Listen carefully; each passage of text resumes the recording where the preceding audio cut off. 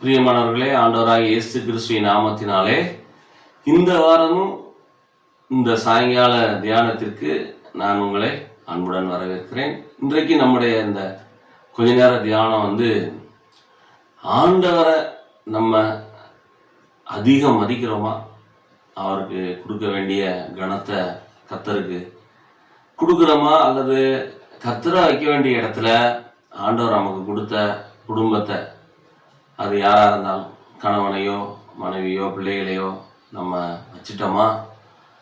இது ஒரு ஆவிக்குரிய பயங்கரம், ஆண்டவரை துக்கப்படுத்துகிற ஒரு காரியம். நமக்கு வேதம் அந்த ஆலோசனை எப்பயுமே சொல்லிக்கிட்டே இருக்கு. அதனால் இன்னையோடைய செய்தியின் தலைப்பே நாம் அதிகம் மதிப்பது கர்த்தரையா குடும்பத்தையா அப்படிங்கிற ஒரு தலைப்பில் நம்ம தியானிக்க இருக்கிறோம். ஆதார வசனமாக கர்த்தர் ஏலிக்கிட்ட சொன்ன வசனம் உங்களுக்கு தெரியும். இருந்தாலும் நான் படிக்கிறேன். 1 சாமுவேல் 2ஆம் அதிகாரத்தில் 29ஆம் வசனத்தில், என் வாசஸ்தலத்திலே செலுத்தும்படி நான் கட்டளையிட்ட என் பலியையும் என் காணிக்கையையும் நீங்கள் உதைப்பானேன். என் ஜனமாகிய இஸ்ரவேலின் காணிக்கைகளில் எல்லாம் பிரதானமானவைகளை கொண்டு உங்களை கொழுக்க பண்ணும்படிக்கு நீ என்னை பார்க்கிலும் உன் குமாரரை மதிப்பானேன். என்னப்பா ஏலி, உன்னைய பாஸ்டாக்குனது நான், உனக்கு 2 இந்த புத்திரரை பிள்ளைகளை கொடுத்தது நான். ஆனால் நீ இப்போ என்னைய விட உன் பிள்ளைகளை மதிக்கிற, உன் பிள்ளைகள் செய்கிற தவற நீ கண்டிக்க மாட்டேங்கிறியே. அப்போ உனக்கு என்னை விட உன் பிள்ளைய உனக்கு பெருசாக போச்சா அப்படின்னு ஏலிக்கிட்ட ரொம்ப வருத்தத்தோடு இங்கே கேட்குறார். இதே சத்தியத்தை தான் புதிய ஏற்பாட்டில் கர்த்தராகிய இயேசு கிறிஸ்து நமக்கு அருமையாக சொல்லி கொடுத்தாரு. நீங்கள் தயவுசெய்து சரியாக கவனிக்கணும். மத்தேயுவின் புஸ்தகத்தில் 10ஆம் அதிகாரத்தில் 37ஆம் வசனத்தில், தகப்பனையாவது தாயையாவது என்னிலும் அதிகமாய் நேசிக்கிறவன் எனக்கு பாத்திரன் அல்ல. அங்க ஏலிட்ட என்னை விட நீ அதிகமா உன் பிள்ளைகளை மதிக்கிற அப்படின்னு வருத்தப்பட்டார்.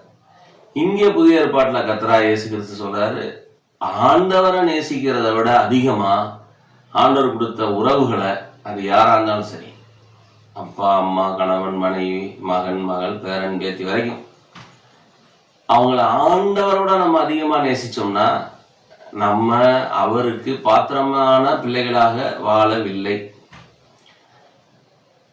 நம்ம நம்மளும் அறியாம கண்ணுக்கு தெரியாத ஒரு விக்கிரக ஆராதனை தான் செய்கிறோம்னு அர்த்தமா. எனக்கு பாத்திரம் அல்லன்னே சொல்லிட்டார். அப்ப நீங்க இந்த செய்தியை கேட்குற நீங்க நினைக்கலாம், அப்ப ஆண்டவர் குடும்பத்தை உறவுகளை வெறுக்க சொன்னாரா? வெறுக்க சொல்லல. உன் தாப்பனின் தாயும் கனமுன்வாயாக யாத்திராம 20 படிக்கிறோம். மனைவியை நேசிக்கிறவன் தன்னையே நேசிக்கிறான், அப்படித்தான் பவுல் சொன்னார். பிள்ளைகளை கர்த்தருக்கு ஏற்ற சிச்சையில நடத்தணும், அவங்கள தேவ பக்தி உள்ளவங்களா வளர்க்கணும், குடும்பத்தில் அன்பு குறைவு இருக்கவே கூடாது அப்படின்னு தான் நமக்கு அதிகாமத்திலிருந்து வெளிப்படுத்தும் விசேஷம் வரைக்கும் படிக்கிறோம். ஆனால் ஆண்டவர் கொடுத்த குடும்பத்தை உறவுகளை ஒரு நாளும் நம்ம ஆண்டவரை வைக்க வேண்டிய இடத்துல வச்சிடாதபடி ஜாக்கிரதையா இருக்கணும். ஏன்னா அவங்க நம்ம மாம்சத்துல இருந்து நமக்கு பிறந்த பிள்ளைகளா இருக்கிறதுனால, இரத்த சம்பந்தமான உறவா இருக்கிறதுனால, கர்த்தருக்கு கொடுக்க வேண்டிய இடத்த அவங்க பிடிக்கிறதுக்கு அதிக வாய்ப்பு உண்டு. இதுலதான் நம்ம தடுமாறி விடுகிறோம். பலர் தடுமாறி விடுகிறார்கள். ஏலியை போல நல்லா நம்ம குடும்பத்தை நேசிச்சு கணவனுக்கு செய்ய வேண்டியதை ஒரு உண்மையுள்ள மனைவியா சகோதரிகள் செய்யணும். ஒரு மனைவிக்கு உண்மையுள்ள கணவனா இருந்து மனைவிக்கு செய்ய வேண்டியதை கணவன் கர்த்தருக்கு பயந்து செய்யணும். பிள்ளைகளை நம்ம கர்த்தருக்கு ஏற்ற பக்தியில அன்பு கூர்ந்து வளர்க்கணும். கர்த்தருடைய சித்தம் செய்கிற தேவ பக்தியுள்ள மிகவும் ஒருவரை ஒருவர் நேசிக்கிற அன்புள்ள குடும்பமா இருக்கணும். ஆனால் ஆண்டவரை விட அதிகமாக நம்ம குடும்பத்தை நேசிக்கிறோமான்னு சொல்லி அடிக்கடி நம்ம செக் பண்ணிட்டே இருக்கணும். ஏன்னா அந்த பிரச்சனை எப்பயும் வந்துடும். இப்போ ஒரு எடுத்துக்காட்டு சொல்கிறேன். நான் ஒரு காலத்தில் ஒரு வீட்டு கூட்டத்துக்கு போவேன். வாரம் நடக்கும். அந்த வீடு ஒரு 4-5 ரூம் உள்ள வீடு. அந்த வீட்டில் அந்த சகோதரிக்கு திருமணம் ஆச்சு. அப்புறம் குழந்தை பிறந்துச்சு கர்த்தருடைய கிருபையில். அந்த ஜெபக்கூட்டம் நடத்துகிற அந்த ஹாலில் அந்த பாப்பாவை பேத்திய தொட்டில் கட்டி போட்டுக்கிட்டு இருந்தாங்க. தாராளம் போடலாம். அப்புறம் இந்த பாட்டு சத்தம் இதெல்லாம் அந்த பிறந்த பிள்ளைக்கு சங்கடமாக இருக்குது. அதனால் கொஞ்ச நாள் கூட்டத்தை நிறுத்திக்கிட்டு கொஞ்சம் பிள்ளை வளர்ந்த பிறகு செப்ப கூட்டத்தை வச்சுக்கிடுவோம் அப்படிங்கிற மாதிரி அவங்க முடிவெடுத்தாங்க. அந்த பேத்தி தூங்குகிற ரூமில் இல்லைன்னா வேறு ரூமில் கூட்டம் வைக்கலாம். அப்படியே அந்த பேத்திக்கு பாட்டு சத்தம் 1 மணி நேரம் கேட்டால் கேட்டுட்டு போகுது. அதனால் ஒன்றும் அந்த பேத்திக்கு நட்டம் வர போகிறதில்ல. இல்லை அந்த கூட்டம் நடத்துகிறப்போ பேத்தியை வேறு ரூமில் தூக்கிட்டு போய் கூட வச்சுக்கலாம். இதுதான் வந்து பார்த்திங்கன்னா ஆண்டவரை விட இந்த பிள்ளைகளை நேசிக்கிறது. நல்லா நம்ம நோக்கமெல்லாம் பார்த்திங்கன்னா நம்ம பிள்ளைகள் ஒரு குறைவு இல்லாமல் இருக்கணும், எல்லா வசதியோடு இருக்கணும், எல்லாத்துலேயும் பிள்ளைங்க பெஸ்ட்டாக இருக்கணும், உயர்ந்து இருக்கணும். இது வந்து ஆண்டவருடைய விருப்பம். ஆனால் நம்ம பிள்ளைகள்கிட்ட வந்து நல்லா அவங்களுக்கு வசதி செஞ்சு கொடுக்குற அளவுக்கு அவங்க ஆண்டவர் மேலே அவங்க அன்பாக இருக்காங்களா, அல்லது ஆண்டவருடைய காரியத்தில் அவங்க ஒழுங்காக தினமும் வேதம் வாசித்து ஜெபிக்கிறாங்களா அப்படின்னு நம்ம கேட்க மாட்டோம். பிள்ளைகளுக்காக ஜெபம் பண்ணுவோம். நம்ம உயிரை கொடுத்தாச்சும் பிள்ளைகளுக்கு செய்ய வேண்டியதை கடை வாங்கியாச்சும் செய்கிறத செஞ்சிடணும். ஆனால் அந்த பிள்ளைகளை கொடுத்த கர்த்தரை அவங்க எந்த அளவுக்கு அறிகிறதுல நம்ம அவங்கள உற்சாகப்படுத்துகிறோம் இல்லையா? உன் பிள்ளைகள் எல்லாரும் கர்த்தரால் போதிக்கப்பட்டிருப்பார்கள். அப்படி அவங்கள அந்த வழியில் நம்ம நடத்துகிறோமா? என்னப்பா இன்னைக்கு ஜாமனி பயில் பிடிச்சியா அப்படி கேட்குற பெற்றோரே இப்போ குறைஞ்சிட்டாங்க.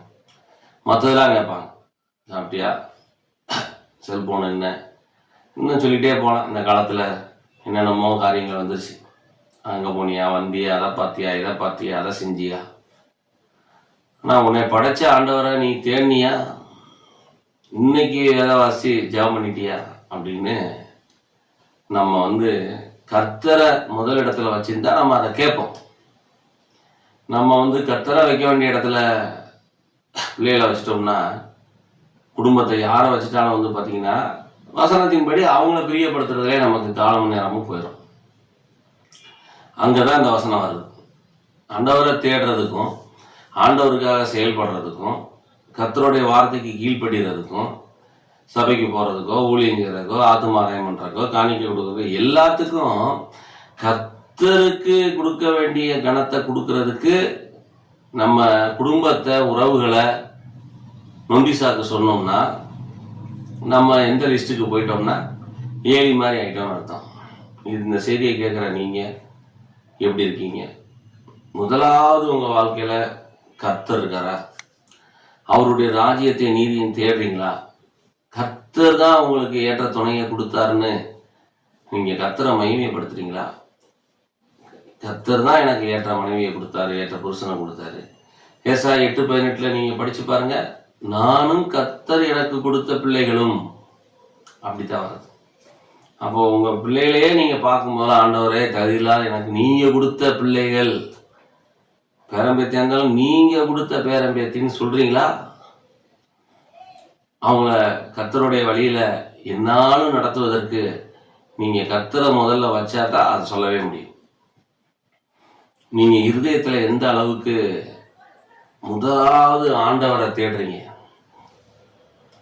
ஆண்டவர் தான் முதலாவது நம்ம வாழ்க்கையில் பிரதானமான இடத்த பிடிச்சிருக்காரா? இல்லை 10ஓட 11 அவர் இருக்காரா? அதை நீங்கள் தான் உணர்ந்துக்கிறனும். சின்ன சின்ன விஷயத்துலேருந்து டெய்லி ஒழுங்குங்கிறமா வேதம் வாசித்து ஜெபித்து துதித்து கர்த்தருக்கு செய்ய வேண்டிய எல்லா காரியத்தையும் நீங்கள் நாளுக்கு நாள் செய்கிறதுல பெருகணுமே ஒழிய அதில் இடைஞ்சல் வந்துருச்சு.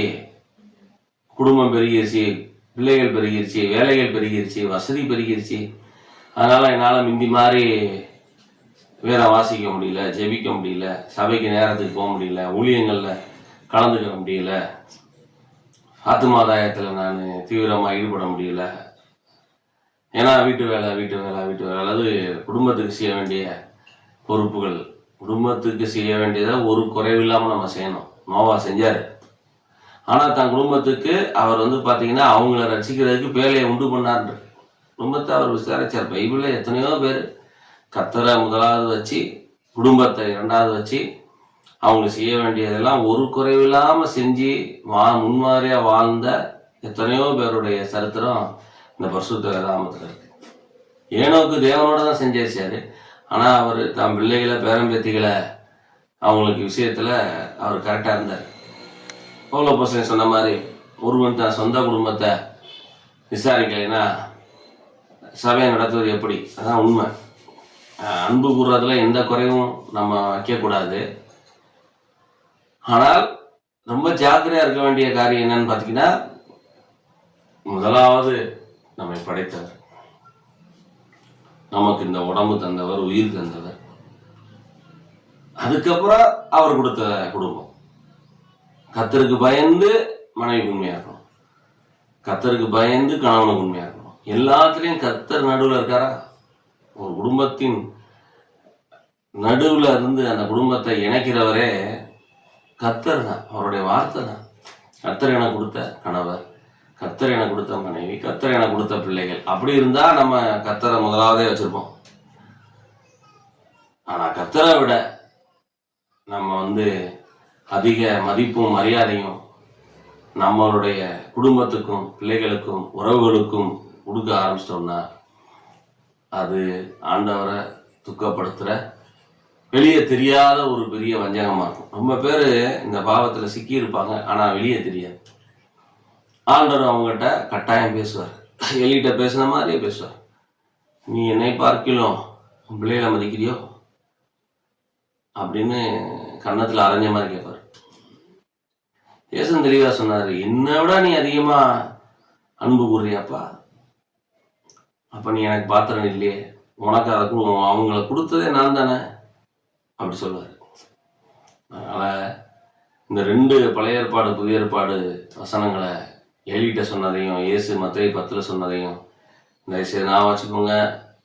முதலாவது கர்த்தர், அவர்கிட்ட உங்கள் குடும்பத்தை ஒப்பு கொடுத்து அவருக்கு முன்னால் நீங்கள் மன நேர்மை உண்மையுமா இருங்க.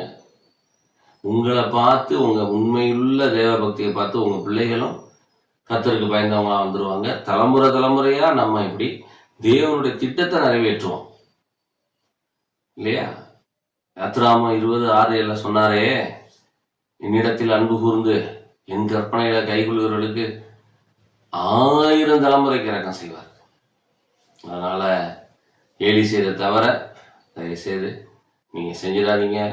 கர்த்தரை வைக்க வேண்டிய இடத்துல கர்த்தர் தான் இருக்கணும். முதலாவது கர்த்தர், அவருடைய ராஜ்யம், அவருடைய நீதி. 2வது ஆண்டவர் கொடுத்த உறவுகள். 3வது அவர் உங்களை நம்பி கொடுத்த பொறுப்புகள். அது ஊழியமோ உலக வேலையோ எதுவாக இருந்தாலும் இந்த ஒழுங்குல நீங்கள் உண்மையாக இருங்க.